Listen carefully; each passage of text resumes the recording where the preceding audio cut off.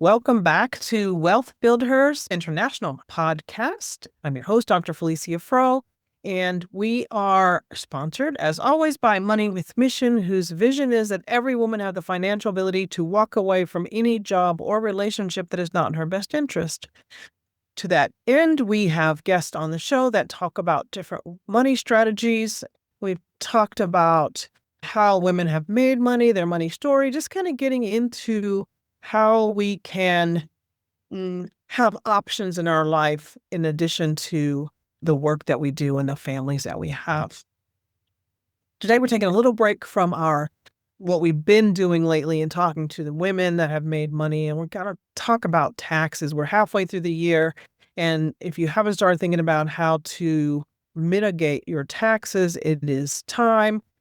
You should actually always be thinking about how to mitigate your taxes. But if you haven't up to now it's start to get going on it before the end of the year. So we have KC Chohan with us today. He is the founder of Together CFO, a fractional chief financial officer service accounting and bookkeeping firm based in Los Angeles.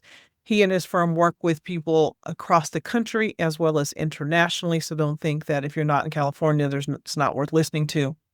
They work with high net worth and high income individuals and businesses to help decrease their tax outflow, keeping money in your pocket to do what you want with it, to invest it in the things you want to invest it in, whether it's for a financial return or a social, cultural return. This is what keeping your money can do for you. Casey's company is good at helping people decrease their tax burden in a legal way. The IRS has their entire, as he told me, 80,000 page regulations. The majority of that is how to benefit or how to save money in taxes, not what to pay and how to pay. Okay. Casey pushes himself to find better alternatives, and he began learning to understand the strategies of the elite. Since then, his goal has been to provide education and resources to bridge the gap for first-generational wealth, helping solve their point of financial literacy, helping to solve one of the difficulties, and that is of financial literacy. Those of us who didn't come with a bunch of money behind us, a silver spoon in your mouth, so to speak, don't know the words of those that did, don't know the thought processes of those who did come into the world that way, or who've made it, and the Bill Gates folks, I'm just talking about that, the Warren Buffetts, who made a ton of money and now know how to pass it down and keep it in their family. Casey is a writer for Forbes and a professional speaker who has been featured in Entrepreneur Magazine, NBC, Yahoo Finance, and Fox News. He has spoken at many events, including the Accounting and Finance Conference, the Money Show, the California Association of Business Brokers annual conference, and many more. He is a resident CFO expert for Sam's Evans Quantum Mastermind and has been interviewed on numerous cable networks, podcasts, and publications. I think you're going to enjoy this. Kind of hang in there. He's got actually a free trial at the end, and we'll talk about that, and I'm going to try it, so let's see how things go. You guys enjoy this. If you haven't subscribed, please do so. Whether you're on the just audio, hit subscribe, please, if you haven't. And if you're ever go to YouTube, just type in Wealth Builders Money with Mission podcast and subscribe to that too. I would really, really appreciate it. All right. Enjoy this conversation with KC. As I already told you, we have KC Chohan. Welcome, KC. Thank you so much. We're talking to him in Los Angeles, and I'm excited. How's it going? Fantastic. The sun is shining outside my office and it's a beautiful day here, so no complaints. He's in Beverly Hills for all those people in the Midwest and Northern California. So if you're just listening, he looks like a normal guy. I don't know what you guys think about when you think about Beverly Hills, but I don't think about normal people, but he looks like a normal guy. I know you hear the accent though. I know you hear the accent. So let's get that off all the beginning so everybody can stop wondering where you're from. What's your accent? I'm born and raised in England, but in the northeast of England, in a small town called Middlesbrough, which is close to Manchester and Newcastle are probably the two biggest cities it's closest to. Okay, now that you've mentioned Manchester, who's your favorite football team? So we are bred into this. So my favorite football team is my hometown team of Middlesbrough. It isn't one of these big, amazing clubs that win everything. It's my hometown team that's only won one cup in the last 50 odd years, but it's my team and I stick by them. I just started getting into it, and I have a friend who's into Arsenal. So, of course, now I'm into Arsenal, and I've been watching them all. And I got Man City and Man United and all those people. So I'm just like, I don't know that I know your team. So I'll have to pay more No, we're attention. not in the Premier League. We're in the next division below. So Oh, gotcha. it's definitely not a glory team. It's kind of like the Raiders here. Nobody really likes the Raiders unless you lived in the city and supported them, but that's probably the closest American team to my club. Gotcha. But people now like the Raiders more that they're in Vegas, I think. But that's a whole Maybe other. now, so yeah. But Yeah. traditionally, not when they're in LA or San Fran, not so much, right? Okay. All right. So let's get into this conversation. Casey, tell me your money story. How did you learn about money? How did you get to where you are today? Well, the tough way, it wasn't given to me in a silver spoon. Back, going back over the years, I was really good with money as a young child. I'd save money. I would keep it and not waste it all on sweets and chocolates like my brother and my family. But then I kind of got a little older and I got to, I think I was 15 at the time. My dad was like, all right, now it's time for you to go get a job and learn how to keep track of your own money. And I was like, okay, Okay. well, sounds okay. Let's do it. So I ended up working my first job at it's a sports store called Sports Soccer. The equivalent here would be like the Sporting Goods or the Big Five, Okay. big sports store. So I would go in at 6 a.m., unpack these big trucks full of clothes, put them out on the shop floor, and I'd be done by 2 o'clock. And that was my weekend job. So Friday, Saturday, Sunday. Sorry, not Friday. Saturday, Sunday, I would do that. On the weekends, I'd make some money. And then in England, we do not get ID'd like you do here in America. So that would then effectively be my money to go out with the boys and have a good time and do what boys do. So my money story really originated then when it was just from a need of not wanting to ask my parents for money and to Okay. be and to learn to budget and kind of be self-sufficient in terms of now I've got to get up and get into work for 6 a.m., do my shift, have enough left over to then go on traveling trips with my boys. And, in England growing up, it's very different to here because you can get a cheap flight to Europe very, very easily. So the equivalent here would be, let's say, Southwest or like, I forget some of the other budget airlines, but let's just use Southwest. If you time it right, you can get a really inexpensive ticket on Southwest. It's the same in Yes. England. So you can get a dollar ticket to go from England to Europe if you time it correctly. So you don't Okay. really So need a let me lot tell of. you this. There's probably people listening to this who don't know the difference between England and Europe. So give me this, make sure people understand. Like England is Europe, isn't it? I'm sure people are thinking that. No, no, England is not Europe. We broke away from European Union a few years back, but it's very close to Yes. Europe, right? It's only a small channel that separates England from France, Okay. which is, Yes. I think, 30 odd miles. It's not even that big. You can see It's it not. with your eyes. So it's very close. But England is not technically Europe, but they're so interconnected and it's so close proximity wise that you can have an hour flight from England. You can be in Germany, France, Spain. It's really all very Right. close. Yep. So we would save up our money and then we would go traveling for long weekend trips to Europe with my friends. So we were always incentivized to one, make some money, save some money so we can go have this amazing experience.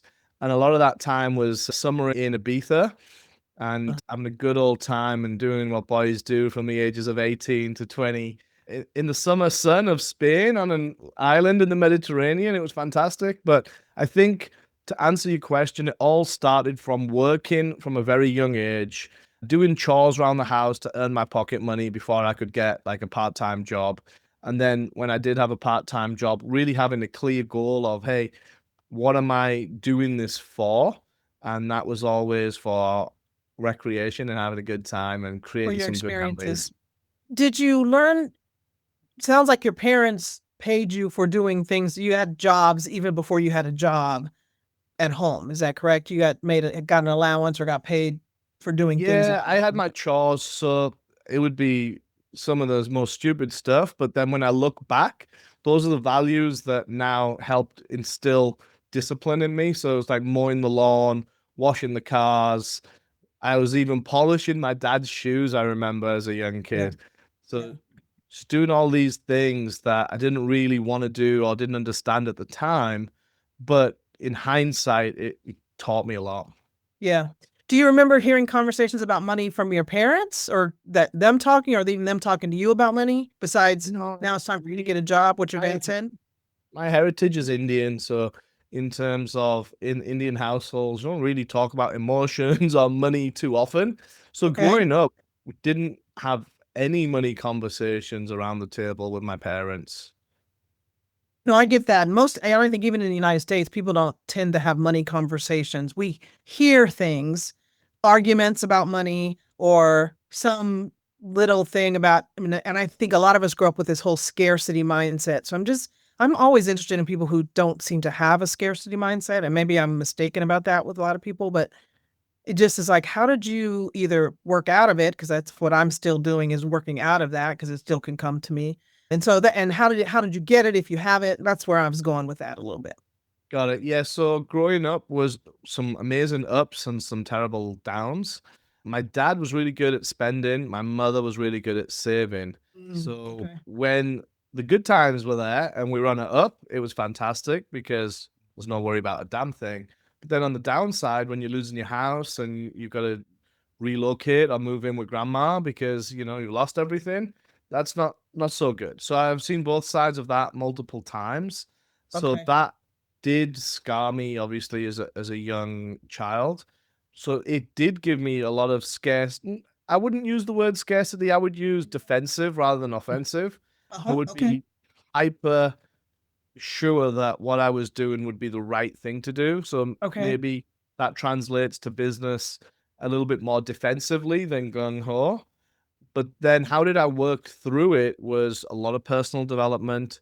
Yeah. I'd followed Tony Robbins around the world for multiple years now, done Okay. a lot of coaching on myself. And then now more so on the spirituality side of it, I follow guys like Joe Dispenza, Greg Braden, and I'm working on myself, not just as, hey, a money making machine, but also as a physical, spiritual human being. So to have that balance of both, I didn't really value the spiritual side of it earlier on in my Yeah. career.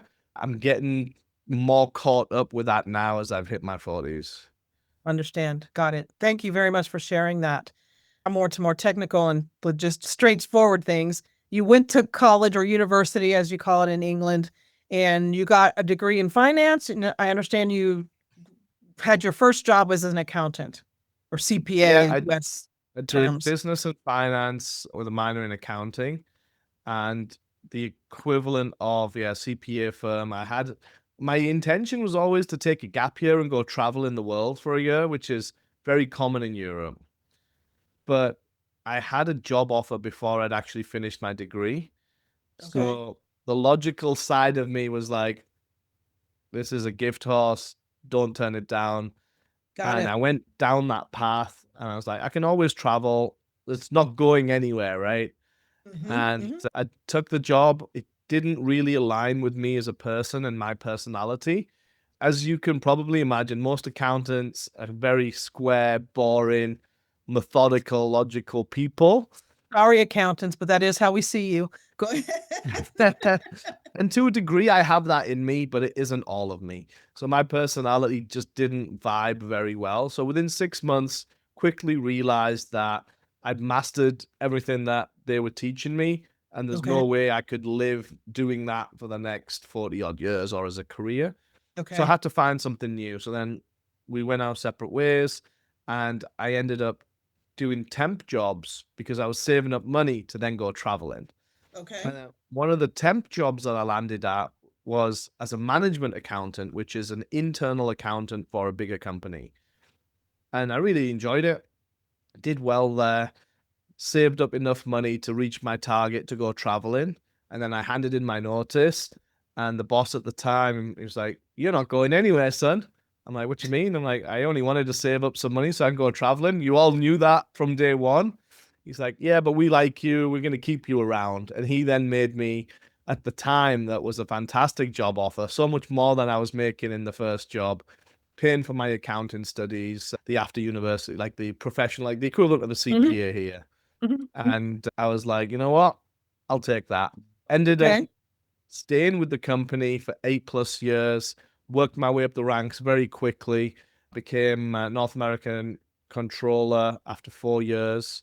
After doing that on the European side, which is how I ended Mhm. up here, and then Mhm. did that for another 4 years here and got my green card, and then I started my own company. Okay.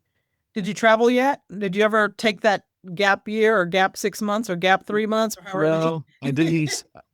But I made up for it along the way. So the good thing about England and European mindset is you get a lot of vacation. So you get on average 5 to 6 weeks of vacation every single year, Okay. which gives you plenty of time to split that up and go to multiple places for and make the most of it. So I didn't quite get 1 year solid or 6 months solid, but I had plenty. You're happy with what you got and how it's turned out? Got it. 100%. Yeah. Got it. So now have your company Together CFO.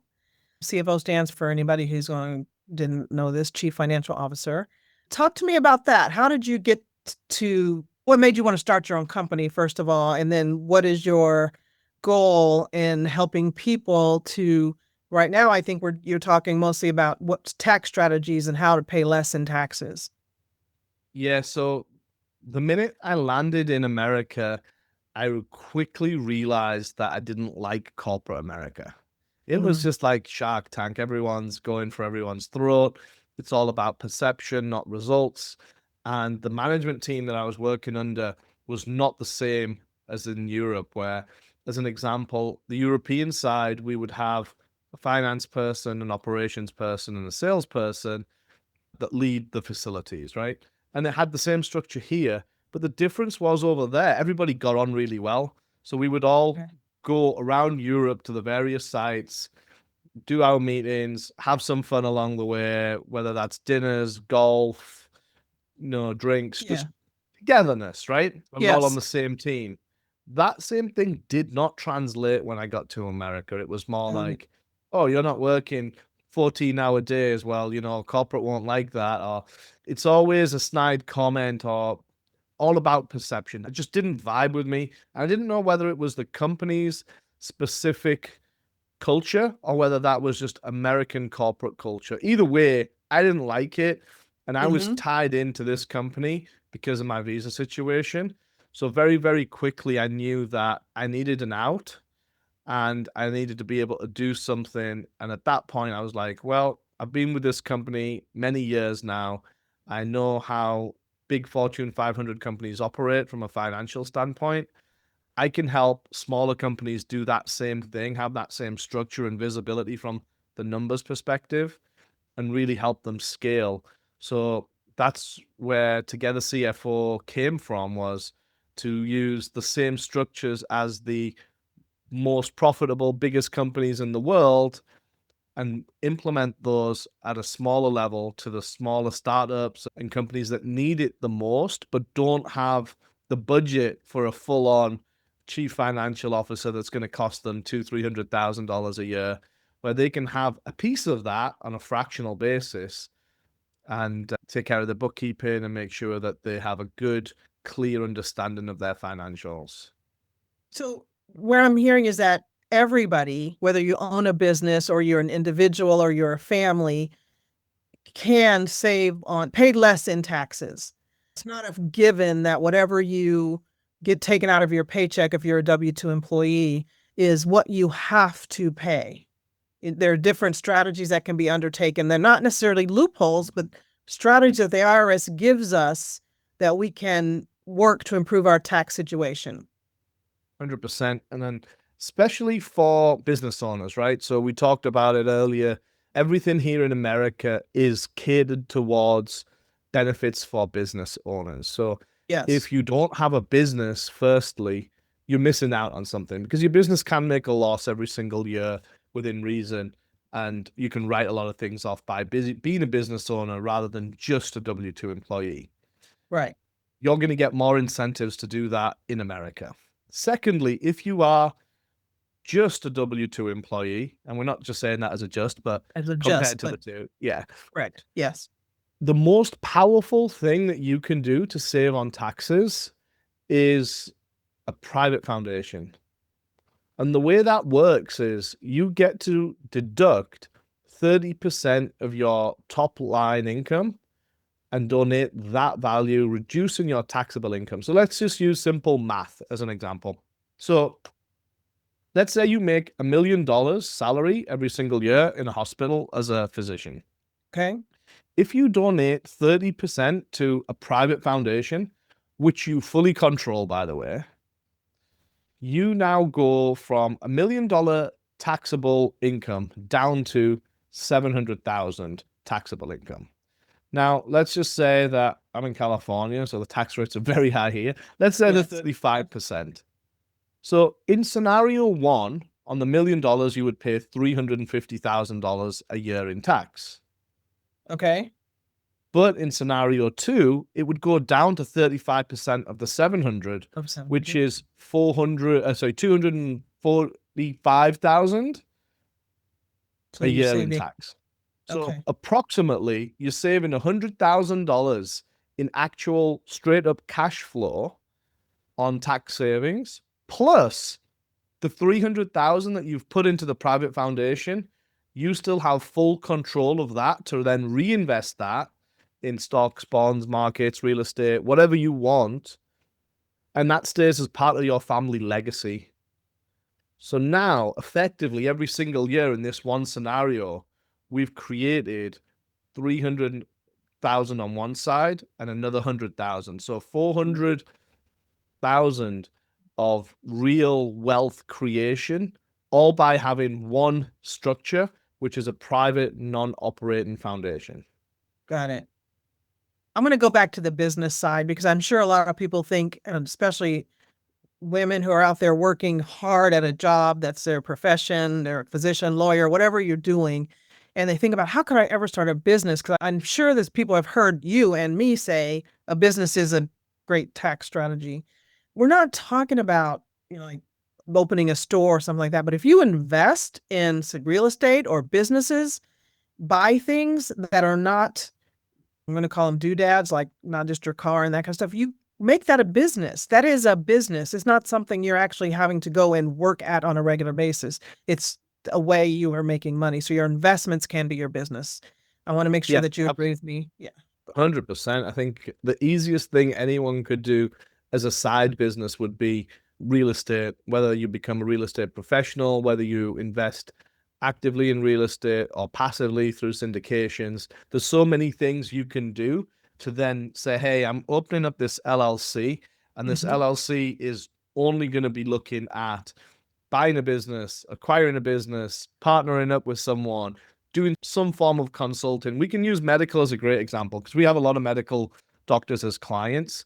So what I've seen from a lot of them is they're on a W-2 from the hospital and they make a very good salary, but they then also have a corporation where they read extra charts and make extra money on the side, doing the same thing that they do for the hospital, but just for a private company.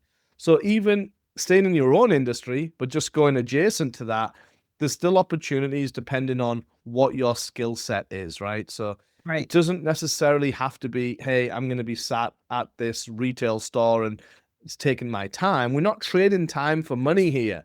That's not what we're doing in this passive business. Yes. You want to put some time investment in to find the right opportunity, but you want it to be as passive as possible because you're full-time W-2. You don't really have the time to commit to something else, but you can take so many extra loopholes and deductions and write-offs if you do have that business.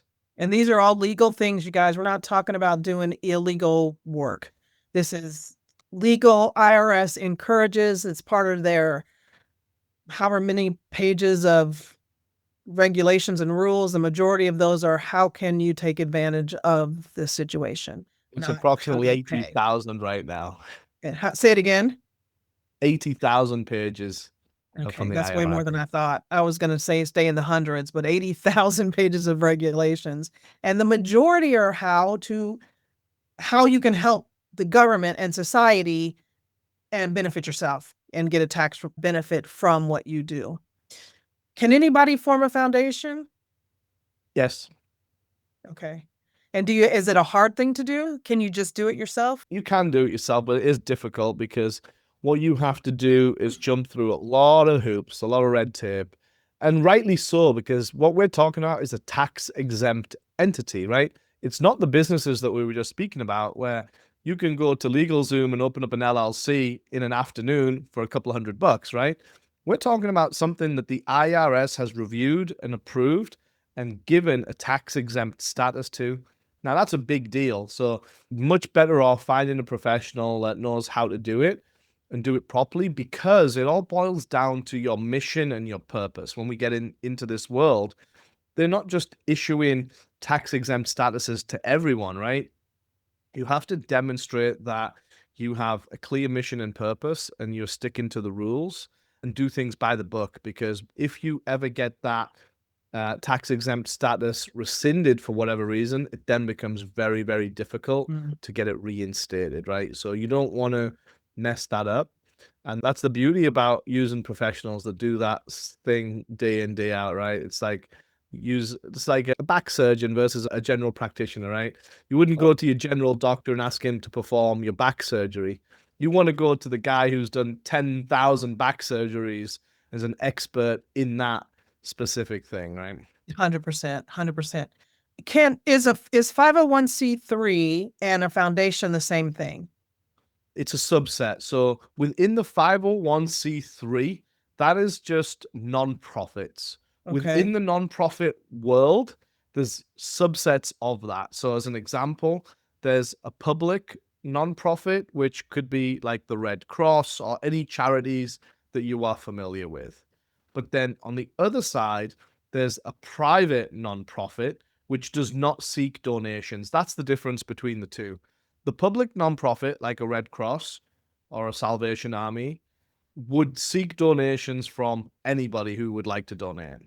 The private foundation, like the Bill Gates Foundation or the Warren Buffett Foundation, are not seeking donations from you and I. They have one family or one investor that's funding that, and that's the fundamental difference. And the reason to do it is for whatever your mission is of your thing and the tax benefit that you're going to get from your top line income as a The W-2, number one especially as a reason W-2. always has to be mission and purpose, right? But then the consequences or the additional reasons become tax savings, capital gains elimination, 1031 exchange is no longer needed in a foundation, and it creates a lasting legacy because now you can donate assets to your foundation, whether that's cash, whether that's cars, jets, yachts, real estate, whatever.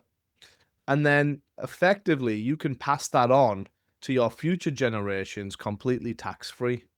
And we've just seen this happen recently. 2 months ago, Warren Buffett donated $9 billion to his kids. So he gave each one of his 3 children $3 billion each, but he did it from his foundation into their foundations. So he paid 0 estate planning taxes. And this is how the elites operate at a much more sophisticated level using these types of structures where it would cost you $500,000 to run a family office and have a team of people operating this for you. We do that for a fraction of the price. And I want you guys to all not take KC's advice because this is general information that we're talking about. You have to talk to somebody specifically about your situation for your specific advice on how to benefit from all of these things. So this is not tax advice. This is information. And I'm saying educational purposes only, yes. Exactly. And I'm saying that because believe it or not, recently I got a video taken down off of YouTube because we were talking about investing in metals and they started talking about how you can use silver, and medical things came into it, and then it got taken down because we were given medical advice. I was like, okay. So we want to put in here, we're not giving tax advice. This is information. Okay. 100%. So we talked about tax savings. We've even talked about legacy creation. How do you, if you formed a foundation, this is what's in my head. Okay, I formed this foundation. I take money off the top, I put it in the foundation, and I'm going to pass it down to my kids. How do they ever get to use that money, or does it always have to stay in the foundation? Can you use it for personal purposes, or is it always to be given out for what your mission in the foundation is? Yeah, there's very strict guidelines about personal use, and you should not be using this money for personal use. So, as an example of that, let's say you've got $300,000 in year one in your foundation, and now your son needs a house. Well, you can't go buy or put the down payment down for 300,000 on that house for your son, because that would be classed as self-dealing and disqualified person. Okay. What you can do is you can buy an investment property in the name of the foundation, and that property can generate profits, and you only get taxed at a 1.4% tax rate on any profit that is created within the foundation. Okay. So you can accumulate assets and have the assets create income. Then you can also pay your children a salary from the foundation. They can be an active part of the foundation. And that is one legitimate way to get money out of the foundation. And then other ways you could get money out is insurance policies are really good, because the good thing about insurance is people see it, or it's classed as an expense, but Yes. really it's an asset. Because if you get life insurance, yes, you're paying, let's say, 50,000 a year for it, but you're getting $5 million settlement when you expire or whenever the insured person dies, right? So that's Yeah. actually a really big asset for a foundation. And we've seen a lot more of that now, where foundations are buying insurance policies, life insurance. Okay. Wow, this is a lot of information. And do you guys work with individuals, or are you working with businesses? Or, and if you, let me make you answer that question first. Yeah, we do both. We work with high paid W-2 employees, mainly doctors and lawyers. And then on the flip side, business owners that are multi-7, multi-8 figure business owners. So I would suspect then if a W-2 employed doctor, lawyer comes to you, you may work with them and encourage them to start a business in some kind of way. If they're investing already, you're going to encourage them to make that a business, not just in your own name, for a lot of reasons, actually. Yeah, we don't want anything in their own name. So generally speaking, again, educational purposes only, you want to be a ghost on paper, especially with physicians, right? We see it all day, every day. Physicians getting sued left, right, and center for no reason at all, other than people know that they make money and they have a huge target on the back. Yeah. So we want to have nothing in your name if possible, and everything protected through LLCs, trusts, and foundations. Yeah, perfect. Perfect. KC, how do people get in touch with you? You can find us at togethercfo.com is the website. Online, you can type in to any social profile, YouTube. We've got a load of videos there. Togethercfo.com /YouTube/togethercfo. But feel free to set up a free call with our team. We're happy to run you through scenarios and create a game plan for you. Whether or not you execute that with us makes no difference. It's more just to give you guys an opinion or some extra education. And even on our website, we've got a free tax calculator. It takes you about 2 minutes to fill out, and instantly you would know within a certain range how much money you've been overpaying on taxes every single year. And then it's up to you ultimately to be bothered enough to save that money, because quite honestly, would you rather fund the government that's $37 trillion in debt and growing every year? Or would you rather be smarter about it, conserve that money, and reinvest it into your family legacy so that your children and your grandchildren and future grandchildren can all enjoy that? And my whole thing is you're funding a government who may not be doing things that you approve of, want done, and that kind of thing. And we don't give our money to other foundations and charities that we don't agree with what they're doing. So if you keep your money and have as much of it for yourself, you can spend it on what you want to spend it on. You can give it to the people, things, causes that are to your heart that make the world a better place. This is not being necessarily just about selfishness and having more money, but putting it where you want it to go, which is my whole thing. Money is to do things. Money is energy. You talked about the spirituality of things. It is energy and it does things in the world. It's not to sit in a bank so you can look at all the zeros on your bank account. I want everybody to have as many zeros as they want. 100% I do. And make that money work for you and other people. There was something else I was going to ask you, but it is gone. Thank you so much. You're welcome. For coming on. Oh, I know I was going to say, so many people don't want to look at their numbers. I want you to, not you, but people out there listening, is you got to get past looking at the numbers. It's scary. I remember the first time I was doing it, it was like, oh, I feel so stupid. How could I? When you start talking to somebody professional like KC, they've seen it all. They've seen business owners throwing money out that they didn't even realize they were losing, and then they've seen it all. So just look at it. Pick it up. Pick up the phone. Call them. Go on their website. Schedule a call, and just go. And we've got something for that as well. We touched on it briefly, but we did create a software for that specifically. So we've created an AI CFO, and it's called financialfusion.io. We'll send over the links so for the people watching on YouTube. And generally what that does is it plugs into your QuickBooks or your Xero or whatever accounting software you have, and you can just talk to it like a human being saying, hey, help me understand this. What do you think about this? How do I get better? How do I save more? And you can have a conversation as if you had a CFO sat right next to you 24/7, 365 days a year, anytime. And you don't have to feel stupid then, because a lot of this is people feel embarrassed or they feel shy about, hey, I don't understand this. I'm a doctor. I'm supposed to be super intelligent.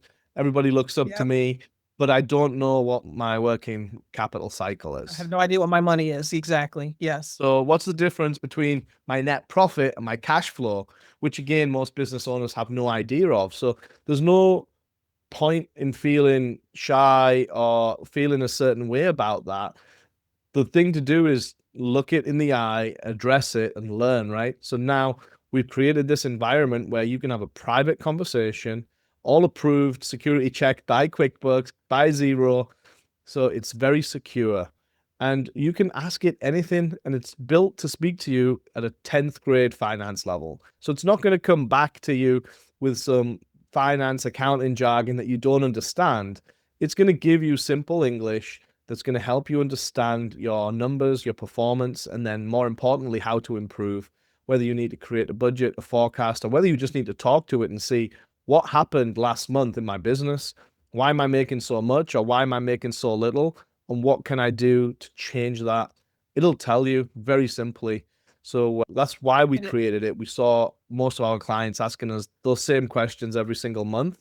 So we're like, we can do better than this. And that's why we created that tool. And it will ask you questions back. If you ask it a question and needs more information, it asks you questions back to get to the. Absolutely. Yeah.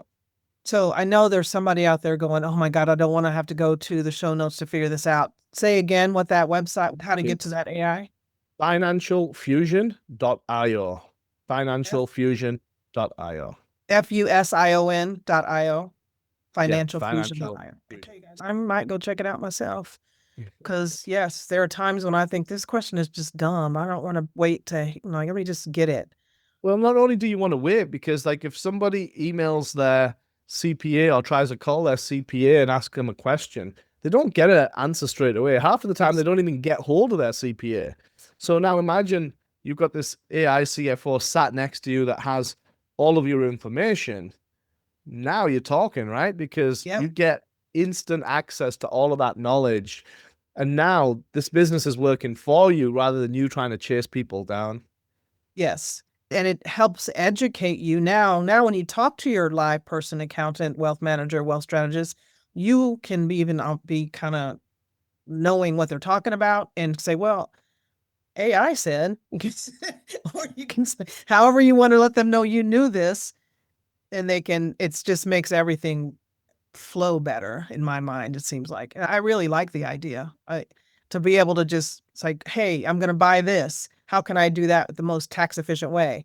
I'm thinking about selling this. What's the most tax efficient way to do that? And that's how I call my accountant, call my wealth strategy people for that. And it takes a day or two for them to get back to me. So having that AI right there. You don't have it when you're in the middle of trying to think through it. And it's like, I wish just someone could give me this answer right now. Yes. You cut out a little bit at the beginning of what you were saying. When I finished saying it takes 2 or 3 days to get back from my accountant, you said something. Yeah, sometimes you don't have 3 days or 2 days to get an answer back. You need an answer right away. And that's Yes. where a tool like this can at least help push you in the right direction. Yes. Perfect. Financialfusion.io. Absolutely. Yeah. Perfect. And we will have the rest of KC and Together CFO's contact information in the show notes. Go there, click schedule a call, have a conversation with somebody. Like you said, it's a free call. You use them or not use them, but at least it's someone else to hear. And you can just even get used to talking about your finances, because so many of us don't even talk about it. I really appreciate you coming on, Casey. Thank you so much. Sharing your past, sharing what's going on. Really, really thank you very much. Oh, you're welcome. Happy to come on anytime. One more thing. You work with people across the country or only in California? Yeah, across the country. We're a nationwide firm. Okay. How about international? Yeah, we have bookkeeping clients in England and France as well. Yeah. Yeah, nobody has a reason not to contact them. Okay. All right. Thank you so much. And we'll see you guys next week.